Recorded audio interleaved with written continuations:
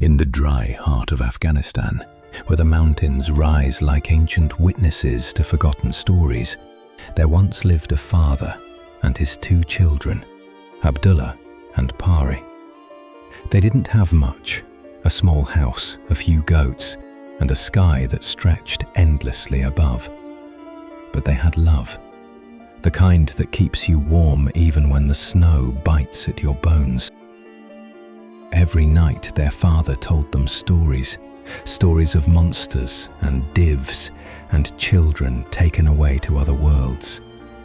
And each story ended the same way, with a choice. Because that's what life is, a choice between love and survival.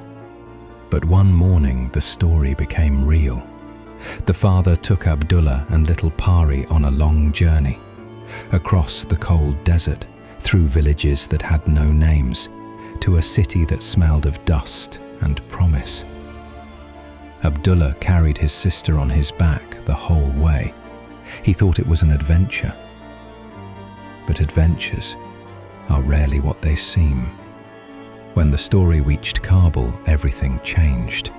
A rich woman, beautiful, sad and distant, welcomed them into her home.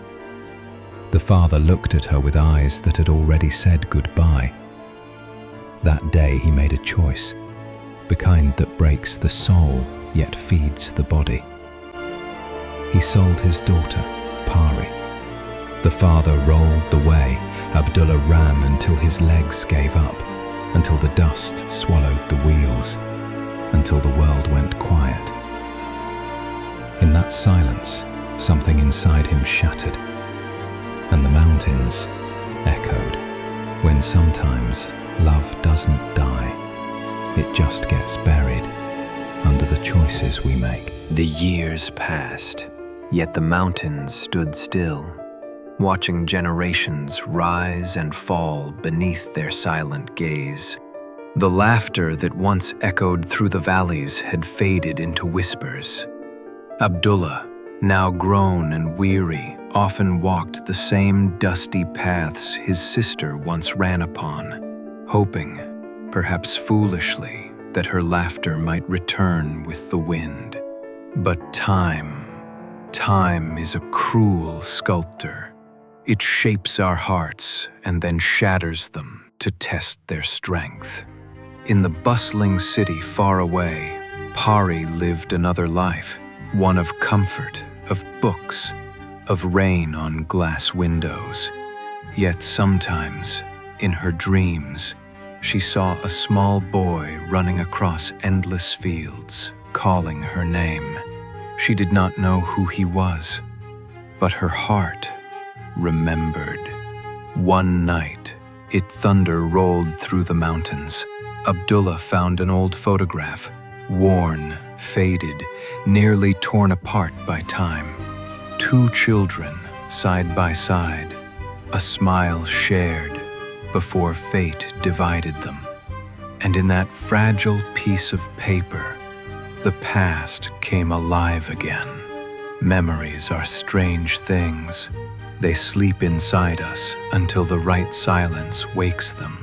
The mountains echoed once more, not with sound, but with remembrance, of love once lost, of promises never spoken. And as dawn broke over the peaks, a whisper carried across the valley. Do you remember me? For every soul separated by distance, there lies a mountain that remembers the echoes of time. The oldest storyteller of all had written its final chapter. Abdullah's hands trembled as he opened a small wooden box. Inside, wrapped in yellowed cloth, was a single feather and the same photograph he had once found. It was her, the sister he never stopped searching for. Years had taken everything from him, strength, memory, even the colors of his dreams, but never the ache in his heart. Far away, Pari stood by her window, the sky painted in gold. She didn't know why, but tears slipped down her cheeks. Somewhere deep within her, a name echoed, soft, familiar. Abdullah. The wind carried that name over mountains and valleys, through forests and dust, until it reached the place where Abdullah slept. The old man smiled. For the first time in years, peace touched his soul. He whispered into the quiet air, "I never forgot you." And the mountains answered, not in words, but in the trembling of the leaves, the dance of the clouds, the sigh of the earth itself. For love, once planted, never truly dies. It grows in echoes, in stories, in the hearts of those who remember.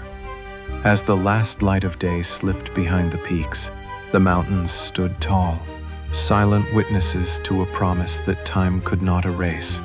Somewhere between heaven and earth, two souls finally met again, and the mountains echoed.